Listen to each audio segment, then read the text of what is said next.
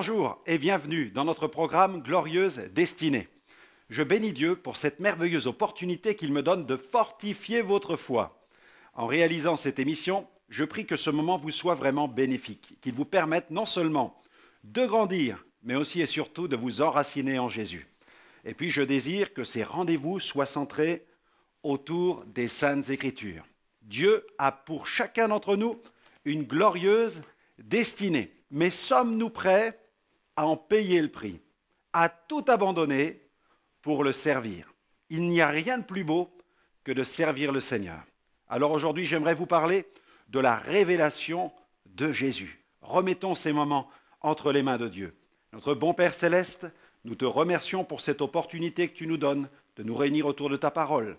Merci pour la révélation des Saintes Écritures. Merci aussi pour le ministère du Saint-Esprit qui a pour mission de révéler dans nos cœurs la personne de Jésus. Amen, amen. Oui, le Seigneur désire révéler dans nos cœurs la personne de Jésus. C'est l'œuvre du Saint-Esprit que de prendre ce qui est à Jésus pour nous le communiquer. Je veux saisir aussi l'opportunité de cette émission pour vous présenter une nouvelle fois ce livre intitulé « Ce que le diable ne veut pas que vous sachiez ».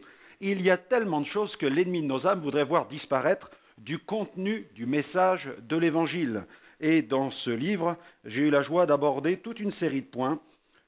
Voilà, il y a globalement une dizaine de chapitres. Voilà, 10 chapitres.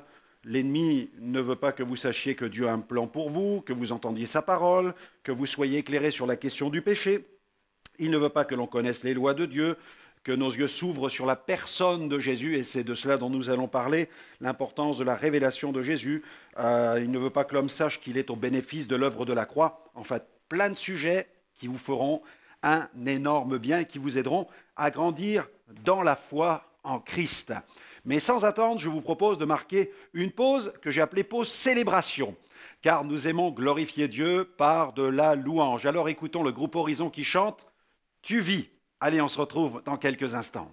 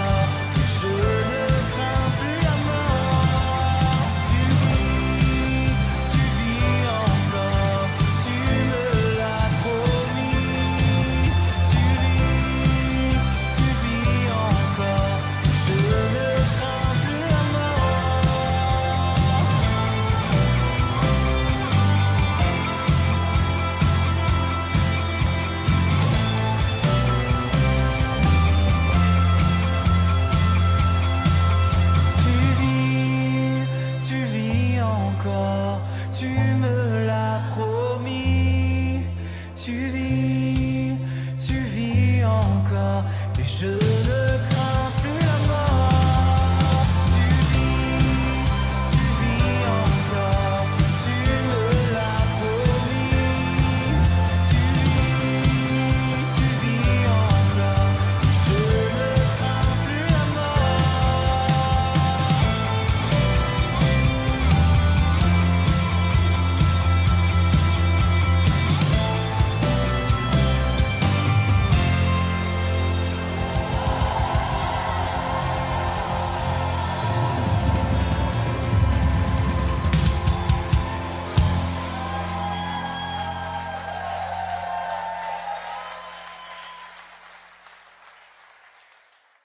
Merci au groupe Horizon pour cette belle interprétation. Oui, Jésus vit et il désire nous remplir de sa vie, de sa vie.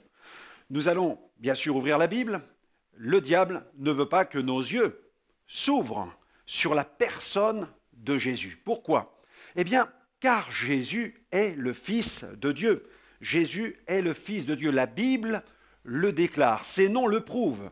L'ennemi ne veut pas, et il ne veut surtout pas que l'homme ouvre les yeux sur la majesté du Fils de Dieu. Il ne veut pas que l'homme place sa foi dans un Christ d'origine divine. Car dans les Écritures, Jésus est véritablement le Fils de Dieu. Il est la parole faite chair, le Verbe incarné. Nous trouvons d'autres passages dans la Bible mentionnant la divinité du Christ, sa nature. Il est admirable. Admirable, il est conseillé dans Ésaïe 9, verset 5.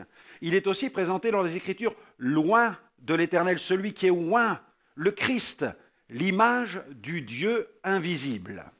Le premier-né de la création dans Colossiens 1,15. Dieu bénit éternellement dans Romains 9,5. Il est Fils de Dieu dans Jean 10, 32. Roi de justice dans Ésaïe 32, verset 2. Dieu véritable dans 1 Jean 5, verset 20. Et je pense aussi à cette mention, il est le grand Dieu et Sauveur tout-puissant. Ésaïe 63, 1, Tite 2, 13. Il est le Seigneur de gloire, le Seigneur des seigneurs, l'alpha et l'oméga. Alléluia, ça nous donne envie de célébrer le Seigneur. Ces noms affirment sa divinité. Ses attributs aussi. Jésus est le Fils de Dieu, ses attributs le prouvent. Il est omniscient, il sait tout, il est omniprésent, il est partout, il est omnipotent, il peut tout. En effet, Jésus peut tout, il est éternel, il est immuable, il est saint. Ses noms, ses attributs prouvent sa divinité, ses œuvres aussi. Jésus est le Fils de Dieu. Ses œuvres le prouvent, ses œuvres touchent à la création, au salut de nos âmes et puis au jugement. Il a participé à l'œuvre créatrice. Il a le pouvoir même de pardonner les péchés. Il a été établi par le Père céleste, juge des vivants et des morts. Il donne la vie éternelle et il détient même la puissance de ressusciter les morts. Jésus n'est pas un prophète ou un super prophète. Il est bien plus que tous les prophètes réunis. Dans la Bible, il est fait mention de nombreux prophètes, mais Jésus est bien plus et il est bien plus grand que tous. Car si ces prophètes ont parlé, nous ne devons jamais oublier qu'ils furent animés de l'Esprit de Jésus. La parole de Dieu nous apporte cette précision au sujet des prophètes dans la première épître de Pierre, au chapitre 1er et au verset 11. Il est écrit « Il voulait sonder l'époque et les circonstances marquées par l'Esprit de Christ qui était en eux. » Regardez, le texte dit « par l'Esprit de Christ qui était en eux et qui attestait d'avance les souffrances de Christ et la gloire dont elles seraient suivies. » Amen. Jésus n'a jamais eu besoin de dire « Ainsi parle l'Éternel ». Il a dit « En vérité, je vous le dis ». Il est le grand « Je suis ». Il est l'Éternel. Jésus a dit aussi, et on trouve ce passage dans Jean 8, 58, « En vérité, je vous le dis ».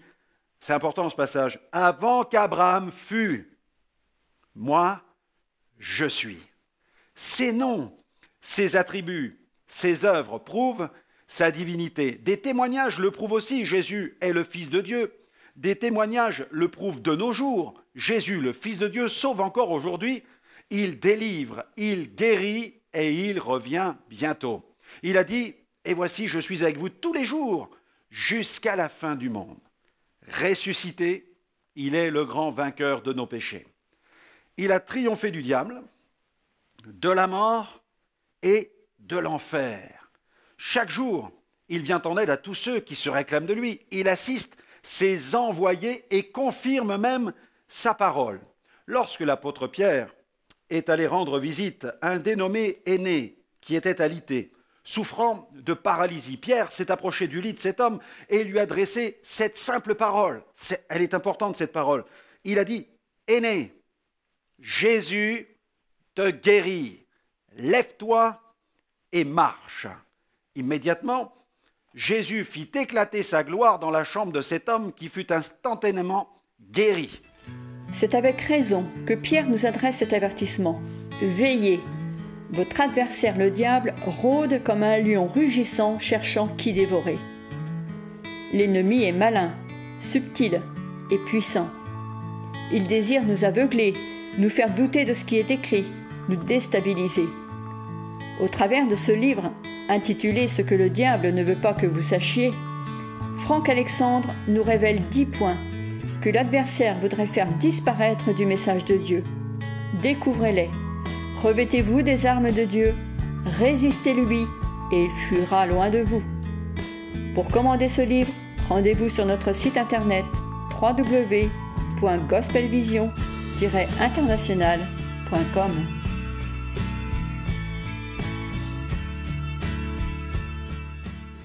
De nos jours, Jésus agit encore avec puissance et avec gloire.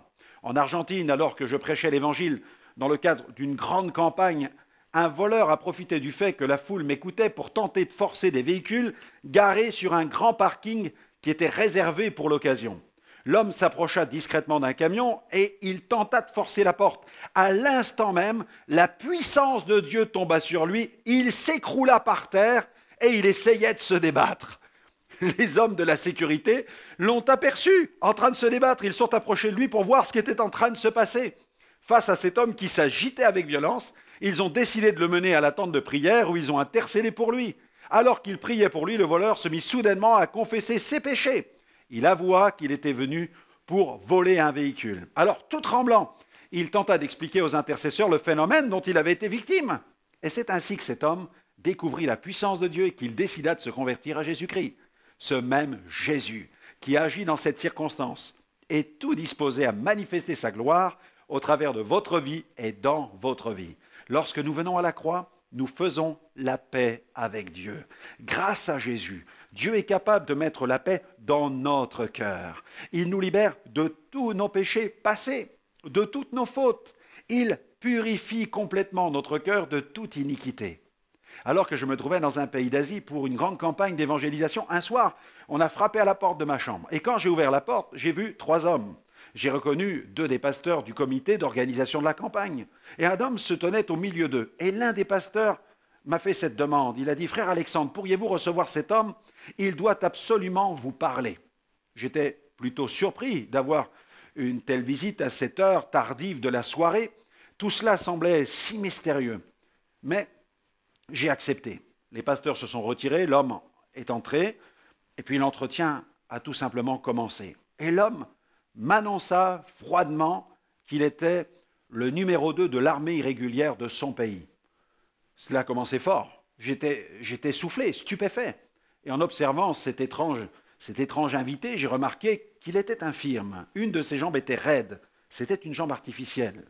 L'homme a commencé alors à me raconter sa vie, une histoire vraiment dramatique. Je n'imaginais pas à ce moment-là que j'allais écouter l'histoire certainement la plus tragique de toute mon existence. Alors qu'il n'était qu'un enfant, les forces gouvernementales sont arrivées dans son village et se sont rendues immédiatement à l'école. Plusieurs camions qui transportaient des soldats en armes ont pris position et ont encerclé cette petite école de campagne. Les soldats ont pénétré dans les classes et ont rassemblé les enfants au beau milieu de la cour. Ils ont séparé les garçons d'avec les filles.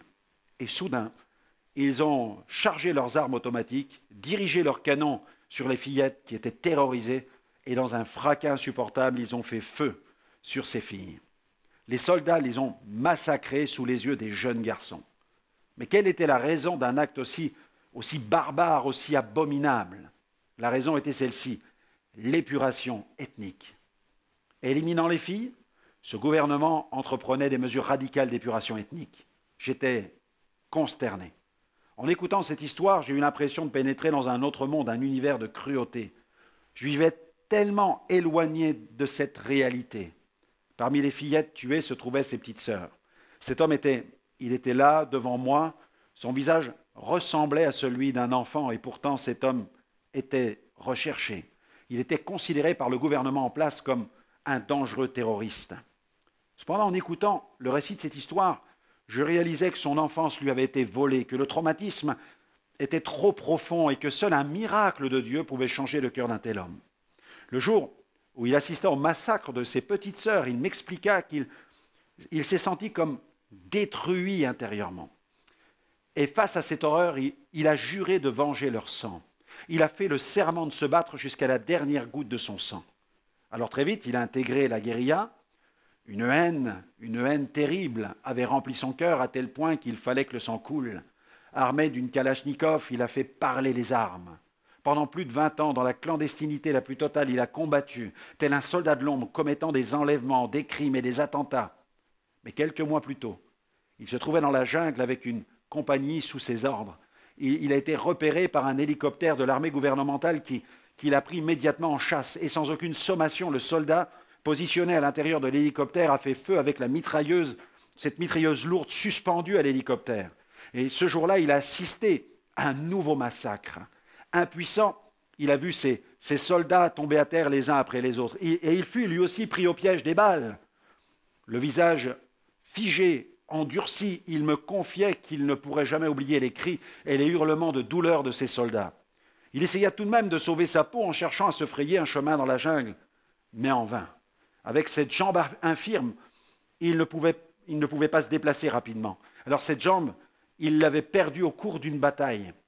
Néanmoins, il tenta d'échapper à cet hélicoptère en cherchant à se cacher. Il était traqué comme une bête et il a fait une dernière tentative pour échapper à ce bruit infernal. Mais c'était peine perdue, il était épuisé. Son corps l'abandonnait. Il s'est arrêté, incapable d'aller plus loin. Il ne lui restait plus qu'à attendre la mort. Il pensa même en lui-même, tout est fini pour moi. Il leva les yeux une dernière fois et il a regardé en direction de l'engin. Il s'attendait à recevoir le coup de grâce, mais bizarrement, il ne pouvait pas percevoir l'appareil. Pourtant, il entendait bien le bruit des pales de cet hélicoptère qui n'était qu'à quelques mètres au-dessus des arbres. Il entendait bien le bruit assourdissant des balles qui fusaient tout autour de lui, mais l'hélicoptère, quant à lui, restait invisible. Soudain, au-dessus des arbres de la jungle, il a aperçu une main géante. Non, il ne rêvait pas. Cette main géante n'était qu'à quelques mètres au-dessus de lui. Elle s'était comme placée en travers du feu des balles entre lui et l'hélicoptère. Cette vision le pétrifia. Cette main ne pouvait être que celle d'un dieu, mais chose étrange, elle était percée, ensanglantée. Quelques secondes plus tard, l'hélicoptère et la main géante disparurent pour laisser place à un profond silence, un silence de mort. Il demeura seul, debout, au milieu de ces cadavres mutilés. Quelques-uns gémissaient, encore agonisants, ne pouvant plus rien faire pour eux et répondant à leurs supplications. Il me confia qu'il abrégea la souffrance de certains. Cette terrible expérience a plongé son âme dans des tourments atroces. Alors une question a commencé à hanter son esprit. Il voulait savoir à quel Dieu appartenait cette main.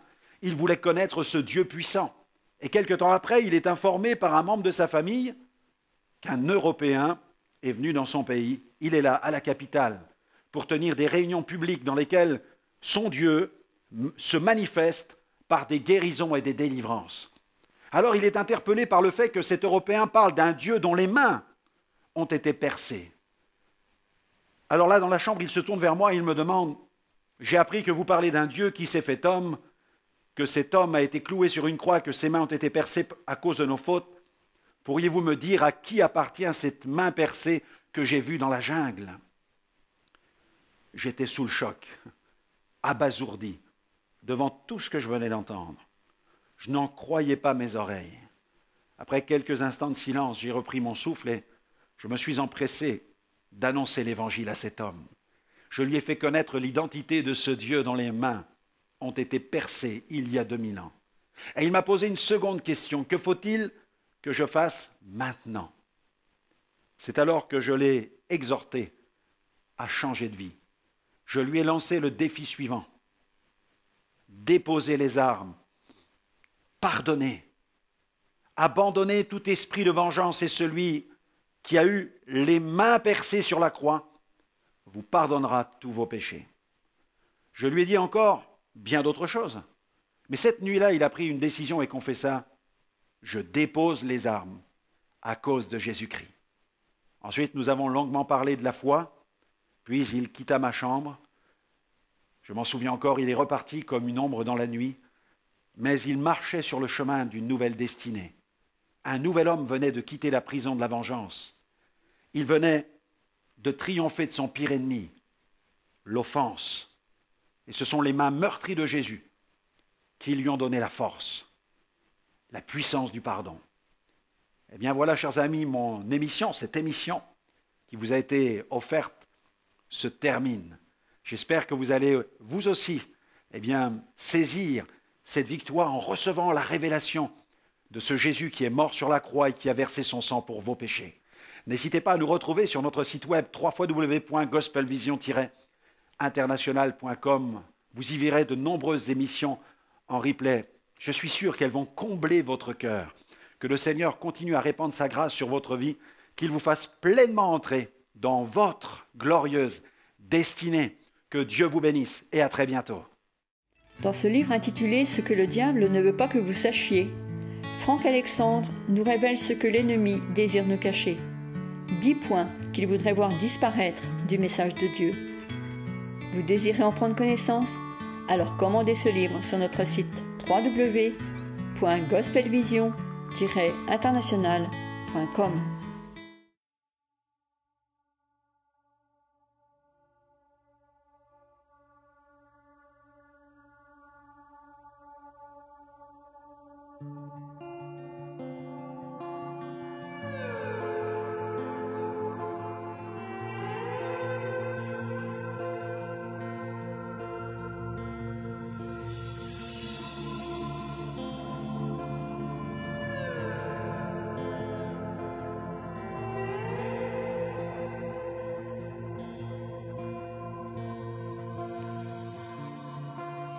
Nous nous tenons juste aux confins du lieu très saint pour t'implorer de transformer les vies brisées. Causons de ta voix sur notre nation. Des légions entament le chant de la rédemption. Que ton règne vienne.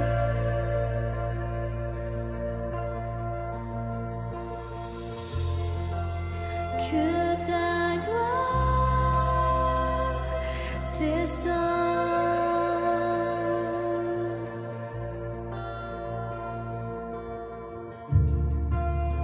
Nous nous tenons juste aux confins du lieu très saint pour t'implorer de libérer les prisonniers. Causons de ta voix sur notre nation. Des légions entament le chant de la rédemption. Que ton règne vienne.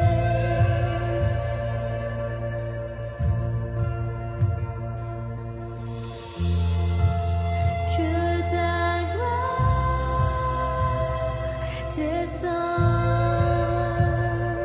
Chantons-le que ton règne. Que ton règne vienne. Que ta gloire. Que ta gloire descende.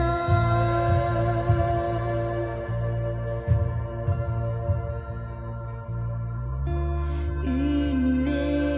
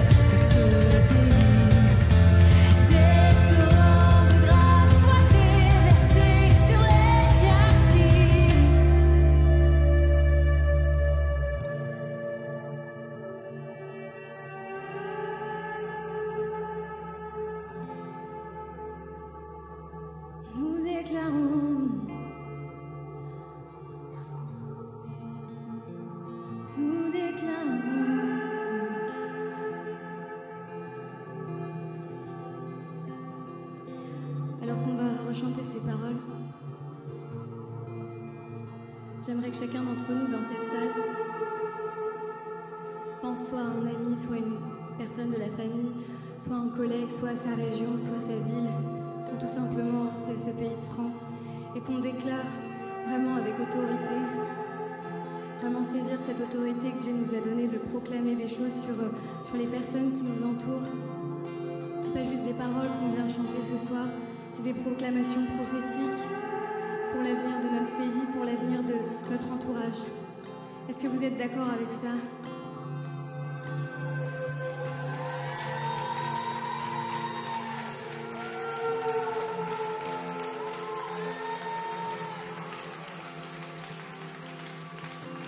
Une nuée d'amour couvre le ciel de ce pays.